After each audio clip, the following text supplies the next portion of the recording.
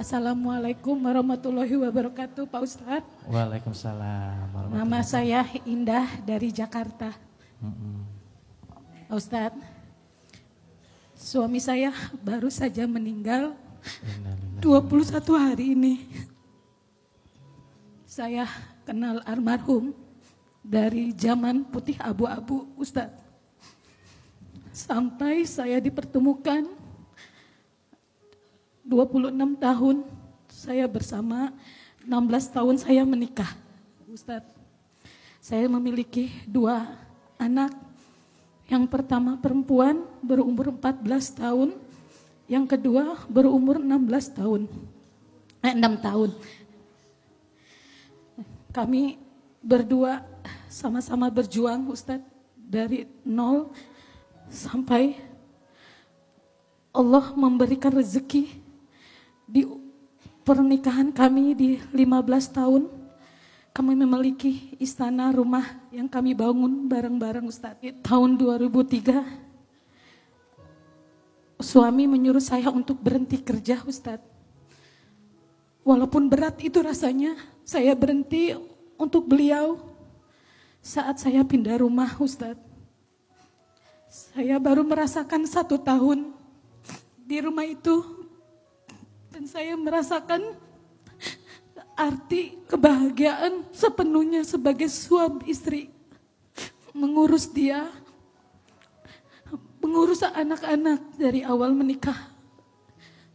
Beliau suami terbaik, Ustadz. Dia tidak pernah berubah dari pacaran sampai sekarang. Dia selalu memperhatikan saya, selalu memberi hal yang positif untuk saya. Saat awal puasa 2024, suami saya diberi sakit, Ustadz. Begitu berat karena selama saya berdamping dengan dia, alhamdulillah sehat. Tidak pernah masuk rumah sakit, Ustadz. Awal puasa beliau demam dan dia didiagnosa demam berdarah, Ustadz. Saya diberi waktu untuk 1 bulan saja, Ustadz, mengurus suami saya. Berat rasanya, Ustadz, karena saya tidak pernah mengalami ini semua. 5 Mei kemarin, suami saya dipanggil Maha Kuasa, Ustadz. Saya ikhtiar ke sini. Gimana cara saya untuk bisa tenang, untuk bisa lebih ikhlas menghadapi semua ini, Ustadz. Karena saya masih berat, hati saya masih, tiap hari saya masih nangis terus, Ustadz. Saya sebelumnya baru menepati rumah itu 1 tahun ini. Saya ikhtiar ke sini untuk minta sama Ustadz, gimana cara saya agar saya bisa tenang menghadapi semua ini, agar saya kuat dan ikhlas. Baik. Terima kasih. Terima kasih banyak Mama untuk sharingnya. Ibu, saya dan kita semua turut berduka dengan wafatnya suami ibu, betul? Saya doakan mudah-mudahan suami Allah lapangkan alam kuburnya. Allah terima iman Islamnya. Allah ampuni dosa-dosanya. Dan Allah menjadikan kuburannya raudhah min riyadil jannah, taman di antara taman-taman surganya. Semua kita pasti akan ketemu dengan fase yang namanya wafat atau mati. Waktu saya ditinggal oleh ibu saya dibisikin sama guru saya. Kata guru saya gini, Hilman, kamu tidak berpisah dengan ibumu. Ibumu hanya take off duluan.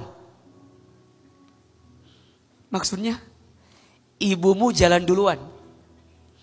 Kalau tujuannya sama adalah surga, pasti ketemu lagi. Ibumu berangkat lebih pagi, mungkin nanti Hilman akan nyusul sore atau malam. Bayangkan kematian itu seperti itu. Jadi kalau kita berpisah dengan orang yang kita cintai, bukan berpisah. Hakikatnya orang yang kita cintai itu terbangnya duluan, take off-nya duluan. Kalau tujuannya adalah surga, pasti ketemu lagi. Maka ibu jangan katakan suami ibu mati, jangan.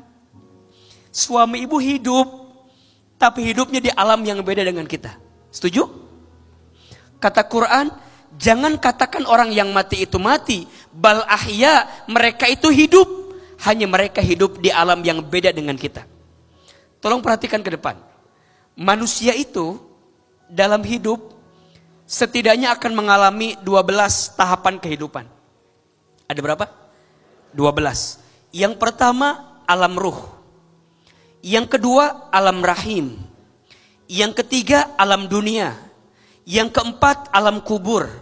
Yang kelima alam kiamat. Yang keenam alam dibangkitkan, yaumul ba'ats.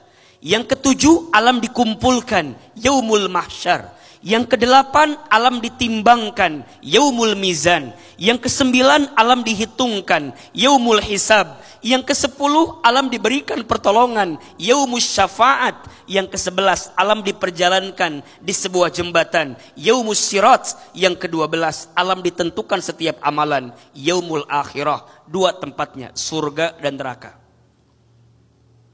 Maka ibu, suami ibu hari ini hidup, tapi beda alam dengan kita. Doa kita untuk orang yang telah wafat. Mereka dikirimin doa sama kita, senang apa tidak? Bahagia atau tidak? Maka bunda belajar terus mendoakan suami ibu. Sungguh seseorang yang telah wafat di alam kubur sangat bahagia ketika ada kiriman doa dari orang yang masih hidup. Dan ingat, kalau tujuannya adalah surga, pasti ibu ketemu lagi nanti dengan suami ibu di surganya Allah Subhanahu wa taala. Amin, amin, amin, amin. Suami ibu memang sudah tidak bisa lagi berdoa, tapi ibu masih bisa berdoa dan beramal. Ikhlas itu mudah diucapkan, tapi sulit dilakukan. Dan memang butuh prosesnya. Kalau ibu nanya, gimana caranya biar bisa ikhlas? Caranya adalah sibukkan dengan aktivitas. Ibu jangan rapuh, jangan sedih. Aktif taklim, sibukin dengan segala aktivitas. Sampai nanti kita pun giliran dipanggil oleh Allah Subhanahu wa taala. Dan semoga kelak surga menjadi tempat rumah ibu bersama dengan suami. Amin, amin, amin, amin. Memang di dunia baru sebulan, baru setahun tadi. Setahun, baru setahun menempati rumah itu dengan suami. Tapi percayalah, kalau ibu jadi istri yang baik, jadi ibu yang baik, jaga anak-anak, jadiin anak-anak soleh, soleha. Percayalah anak-anak ibu itu nantinya akan mengangkat derajat ibu bersama dengan suami. Amin, di surganya Allah Subhanahu wa taala. Sekali lagi berikan tepuk tangan buat ibunya. Mudah-mudahan tegar dan tetap kuat dengan segala keadaan. Semangat ya bunda, tetap semangat, sibukkan diri gitu ya, jangan rapuh di rumah.